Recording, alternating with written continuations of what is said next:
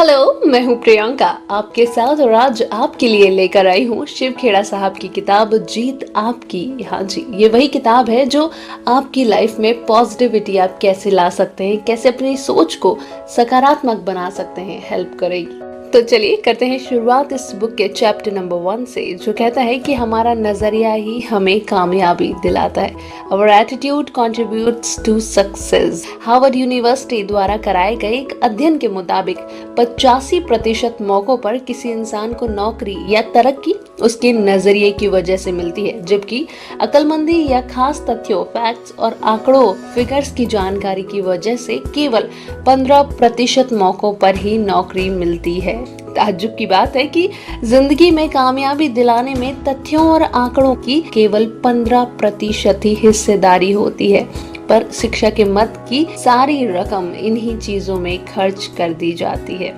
जीत आपकी नाम की ये किताब आपको कामयाबी के बाकी 85% के बारे में ही बताएगी। अंग्रेजी भाषा में एटीट्यूड नजरिया सबसे महत्वपूर्ण लफ्ज है। यह नजरिया जिंदगी के हर पहलू पर असर डालता है, यहाँ तक कि आदमी की निजी और व्यावसायिक जिंदगी पर भी।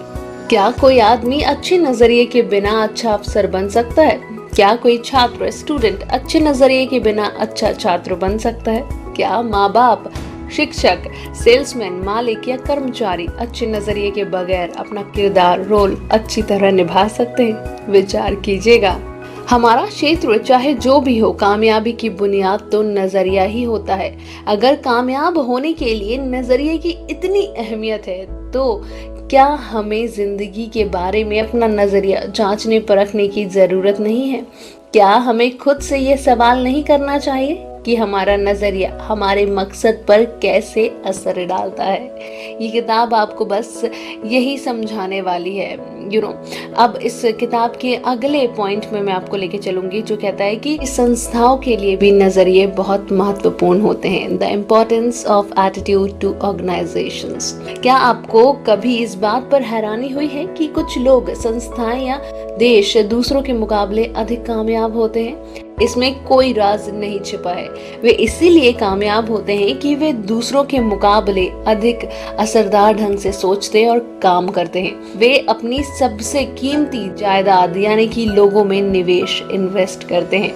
मैंने दुनिया की कई बड़ी कॉर्पोरेशंस के आला अफसरों, एग्जीक्यूटिव से बात की और उनसे पूछा कि अगर आपके पास जादू की छड़ी हो और आपको केवल एक ऐसी चीज बदलनी हो जिससे आपको तरक्की मिल जाए, साथ ही आपकी प्रोडक्टिविटी, उत्पादकता और लाभ भी बढ़ जाए, तो आप किस चीज को बदलना चाहेंगे? सबका जवाब एक ही था। उनका कहना था कि वे अपने लोगों का नजरिया बदलना चाहेंगे। नजरिए बेहतर होने पर लोगों में टीम भावना बढ़ेगी, टीम स्पिरिट बढ़ेगी, बर्बादी कम होगी और वे ज्यादा वफादार हो जाएंगे। कुल मिलाकर उनकी कंपनी में काम करने वालों का एक बेहतर माहौल बन जाएगा। तजर्बा बताता है कि किसी भी व्यापार की सबसे कीमती पूंजी उससे जुड़े हुए लोग होते हैं। पूंजी या औजार से लोगों की कीमत अधिक होती है। बदकिस्मती से सबसे ज्यादा मानव संसाधन, ह्यूमन रिसोर्स ही व्यर्थ या बेकार चला जाता है। लोग आपकी सबसे बड़ी संपत्ति बन सकते हैं या फिर आपका सबसे बड़ा बोझ भी बन सकते हैं। अब आपको इस बुक में जो अगली बात मेंशन की गई है वो बताती हूँ। वो है TQP, सारी खूबियों वाले लोग, टोटल क्वालिटी पीपल। हाँ जी, बहुत सारे ट्रेनिंग प्रोग्राम जैसे कि कस्टमर सर्विस, सेलिंग स्किल्स और स्ट्रेटेजिक प्लानिंग के बाद मैं इस नतीजे पर पहुंचा हूँ कि इनमें से ज्यादातर कार्यक्रम काफी अच्छे होते हैं, लेकिन इनके सामने एक बहुत बड़ी चुनौती होती है।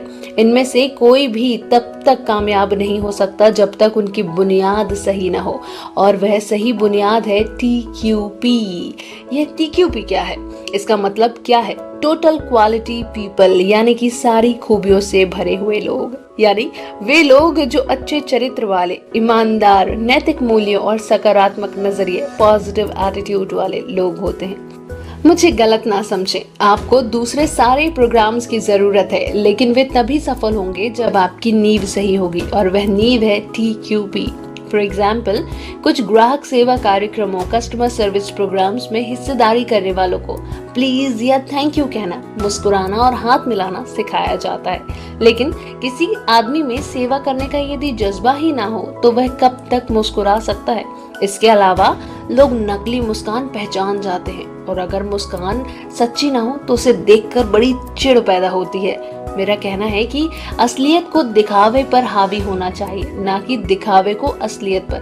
बेशक ग्राहकों से पेश आने वालों को प्लीज और थैंक यू कहना चाहिए और मुस्कुराना चाहिए, ये बातें महत्वपूर्ण हैं। लेकिन याद रखें कि अगर मन में सेवा करने की भावना ही ना हो तो आम जिंदगी में ये सारी बातें खुद ब खुद आसानी से शामिल हो जाती हैं और ये चीजें कभी नुकसान देती हैं तो कभी फायदा भी पहुंचाती हैं। एक बार एक आदमी मशहूर फ्रांसीसी दार्शनिक फिलोसोफर ब्लेच पास्कल से मिला और उसने उनसे पूछा कि अगर मेरे पास आपके जैसा दिमाग हो तो क्या मैं बेहतर इंसान बन जाऊंगा। इस पर पास्कल ने जवाब दिया, बेहतर इंसान बनो, तुम्हारा दिमाग खुद ब खुद मेरे जैसा हो जाएगा। महान संगठनों, ऑर्गेनाइजेशन को तनख्वाहों या काम करने के हालात के पैमाने पर नहीं आंका जाता, बल्कि उन्हें भावना, नजरिए और आपसी संबंधों के पैमाने पर आंका जाता है। जब कर्मचारी कहते हैं कि मैं यहाँ काम नहीं कर सकता, तो इसके दो मायने हो सकते हैं। या तो उनका मतलब है कि उन्हें वह काम करने का तरीका मालूम नहीं है, या फिर वे उस काम को करना ही नहीं चाहते। अगर वे काम का तरीका नहीं जानते हैं तो ये ट्रेनिंग इशू हो सकता है, टेक्निकल ट्रेनिंग का मुद्दा हो सकता है। लेकिन अगर वे काम ही नहीं करना चाहते तो यह नजरिए से जुड़ा मुद्दा हो सकता है। उन्हें उस काम की परवाह ही नहीं है और नैतिकता का मुद्दा भी हो सकता है। वे मानते हैं कि उन्हें वह काम नहीं करना चाहिए। आपको अब कैलगरी टावर के बारे में बताती हूँ। कैलगरी टावर, जिसकी ऊंचाई 190.8 मीटर है, 190.8 मीटर, उसका कुल वजन 10,884 टन, 10,884 टन है। उनमें से 6,349, 6,349 टन कुल वजन का लगभग 60%, 60% वजन जमीन के अंदर है। यानी कि बात बहुत ही साफ है। जो नींव है वो उतनी ज्यादा ही मजबूत होनी चाहिए जितनी कि आप इमारत को मजबूत देखना चाहते हैं। बिल्कुल, इससे ये भी जाहिर होता है कि भव्य दिखने वाली कई इमारतों की नींव काफी मजबूत होती है। जिस तरह किसी भव्य इमारत के टिके रहने के लिए उसकी नींव मजबूत होनी चाहिए, बिल्कुल उसी तरह कामयाबी के टिके रहने के लिए भी मजबूत बुनियाद की जरूरत होती है। और कामयाबी की बुनियाद होती है आपका नजरिया। इस बुक का अगला पॉइंट कहता है कि संपूर्णतावादी नजरिया होना चाहिए, अ होलिस्टिक अप्रोच। मैं संपूर्णतावादी नजरिए में यकीन रखता हूँ। हम केवल हाथ, पांव, आंख, कान, दिल और दिमाग नहीं, बल्कि एक संपूर्ण इंसान है। काम करने के लिए एक पूरा आदमी जाता है और काम करके भी एक पूरा आदमी ही लौटता है। घर की परेशानियां, फैमिली प्रॉब्लम्स, अगर हमारे कामकाज पर और कामकाज से जुड़ी परेशानियां, वर्क प्रॉब्लम्स हमारी पारिवारिक जिंदगी पर असर डालती हैं, तो पारिवारिक समस्याओं की वजह से तनाव का शिकार होने पर हमारी उत्पादकता, प्रोडक्टिविटी घट जाएगी। बिल्कुल इसी तरह यदि हमारा कामकाज और उससे जुड़ी परेशानियां हमारे परिवार को और हमारी जिंदगी के कई पहलू पर भी असर डालती हैं, निजी पेशे से जुड़ी और सामाजिक समस्याएं एक दूसरे पर लाजमी तौर पर असर डालती हैं, तो आपको इन दोनों को बहुत सेपरेट रखने की जरूरत होगी। अब आपके नजरियों को तय करने वाले कारक कौन से हैं, उन पर जरा ध्यान देते हैं। Factors that determine your attitude. मैं आपसे कुछ सवाल पूछता हूँ।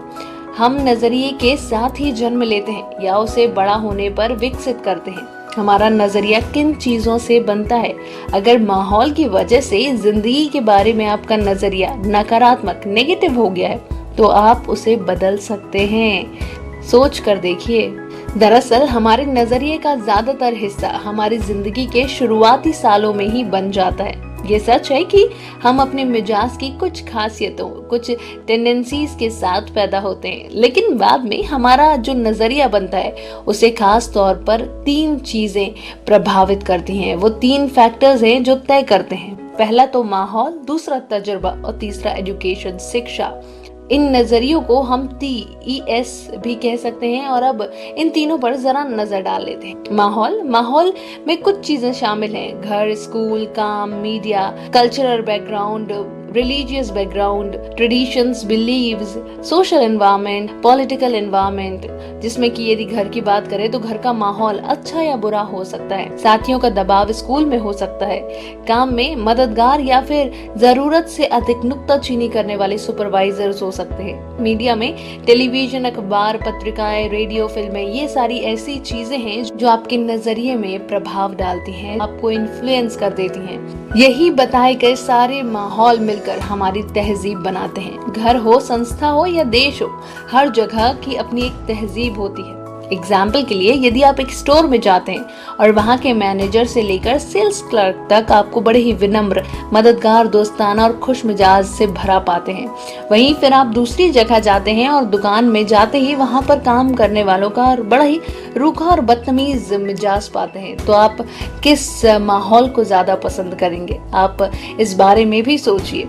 अगर आप एक घर जाते हैं और वहाँ पर माँ बाप और बच्चों को तमीजदार, मिलनसार और दूसरों का ख्याल रखने वाला पाते हैं, जबकि दूसरी घर पर जाने पर आपको आदमी कुत्ते बिल्लियों की तरह लड़ते हुए, आपस में एक दूसरे से झगड़ते हुए नजर आते हैं, तो आपको कौन सा माहौल ज्यादा प्रभावित करेगा? इस बारे में भी सोचने की जरूरत है। जिन देशों की सरकारें, राजनीतिक माहौल में ईमानदारी होती है, वहाँ के लोग भी आमतौर पर ईमानदार होते हैं, कानून का पालन करने वाले और मददगार होते हैं। बिल्कुल इसका उल्टा भी उतना ही सही है। जिस तरह बेईमान और भ्रष्ट माहौल में एक ईमानदार आदमी का जीना मुश्किल हो जाता है, बिल्कुल उसी तरह एक ईमानदारी से भरे माहौल में बेईमान व्यक्ति को मुश्किलें होती हैं।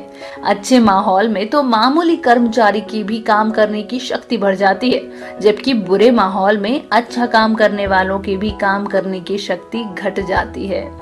यदि अब तहजीब की बात आपसे करें, जो कल्चर है उसकी बात आपसे करें, तो वो भी काफी कुछ कहता है। तहजीब कभी नीचे से ऊपर की ओर नहीं जाती, बल्कि वह हमेशा ऊपर से ही नीचे की ओर आती है। हमें पीछे मुड़कर देखना चाहिए कि हमने खुद के लिए और अपने आसपास के लोगों के लिए कैसा माहौल तैयार किया है। बुरे माहौल में लोगों से अच्छे व्यवहार की आशा नहीं की जा सकती। जहाँ कानून का ना होना ही कानून बन जाता है, वहाँ ईमानदार नागरिक भी चोर, उचक्के और बेईमान हो जाते हैं। कुछ समय निकालकर इन सारी बातों पर गौर कीजिए कि हमारा माहौल हम पर कैसे असर डालता है, और हम जो माहौल तैयार करते हैं वह दूसरों पर कैसा असर डालता है। तजुर्बा, अब एक्सपीरियंस की बात करेंगे आपसे।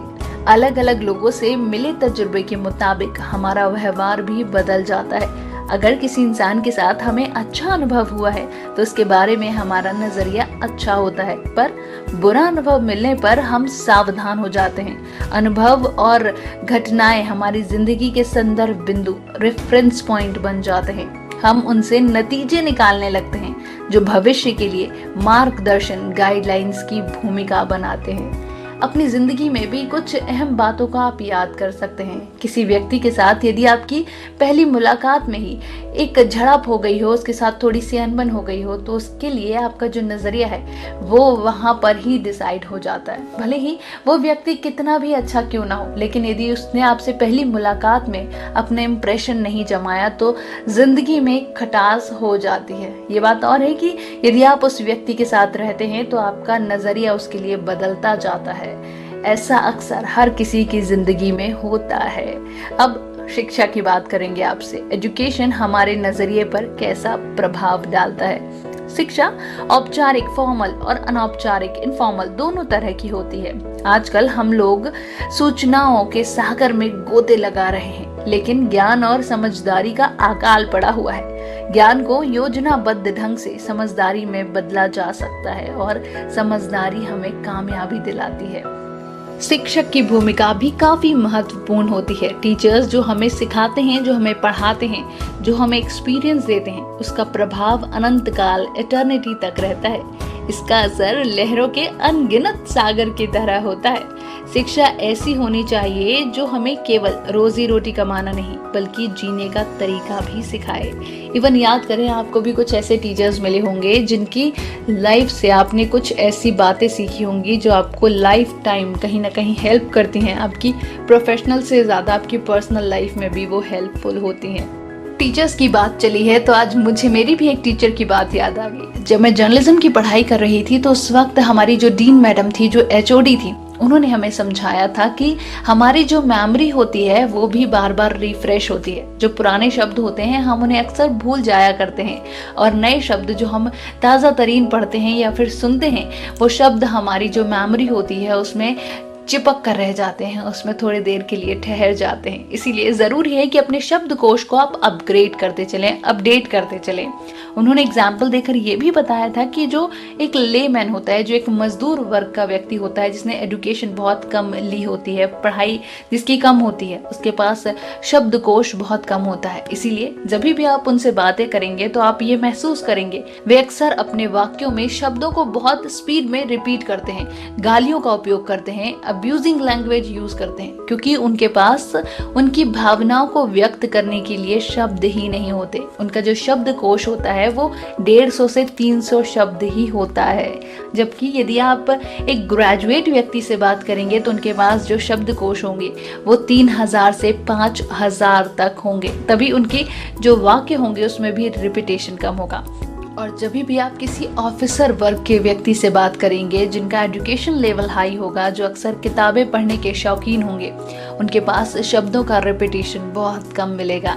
इवन उनसे बात करने में आपको अच्छा महसूस होगा। इसीलिए जीवन में नए नए शब्दों को आप अपनी डिक्शनरी में अपडेट करते जाएं, क्योंकि ये मेमोरी भी रिफ्रेश होती है और जो पुराने शब्द हैं वो कहीं खोते चले जाते हैं। नए नए शब्दों को अपने अंदर धारण कीजिए और जीवन में कुछ नया सीखते चलिए। अगली मुलाकात होगी आपसे तो बताऊंगी आपको कि आप जो पॉजिटिव नजरिए वाले लोग होते हैं, जो सकारात्मक सोच रखने वाले लोग होते हैं, उन्हें कैसे पहचानें। तो बस अगली मुलाकात तक के लिए मेरा इंतजार कीजिएगा। खुद का ख्याल रखिएगा। Bye bye.